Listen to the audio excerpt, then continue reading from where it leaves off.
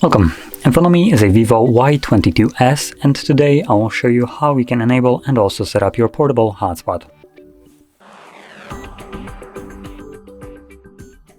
So to get started, let's pull down our notifications shade and then extend the list of toggles.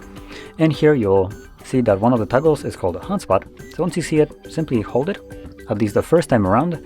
This will quickly take you to the settings where you can customize it. Now you do want to do it at least the first time around, because if we click right over here on the hotspot, you will see hotspot password, and when you click on it, you can now clearly see that the password that is here is randomly generated and absolutely abysmal.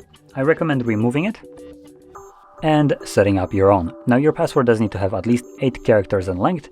Letters or numbers doesn't really matter. So once you have that going, you can confirm by tapping on OK. And that's really the only thing that I would recommend changing. Rest of the settings are set to work with everybody, so they are set pretty good. They won't be the best in terms of like speeds, for instance, but they will ensure that virtually anybody can connect to it, as long as they have obviously the password. So if you want, you can change it, assuming you know what these settings do. If you don't, keep them as they are.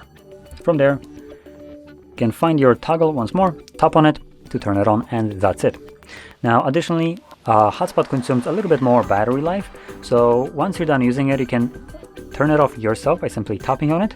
But if you forget about it, which is completely understandable, the device will turn it off for you after about 10 minutes of inactivity. And inactivity meaning when the hotspot is running and no one is using any kind of data on it for 10 minutes. And then it will, well, after it stops using data, it starts a countdown. 10 minutes later, it turns it off. So something to keep in mind. You can disable that if you find it that it turns off your hotspot even though you weren't done using it.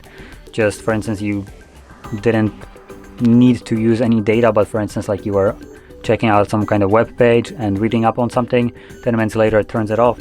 You could disable that in the settings if it annoys you, so that would be right over here. But generally, I would recommend keeping that on. So anyway, with this being said, if you found this very helpful, don't forget to hit like, subscribe, and thanks for watching.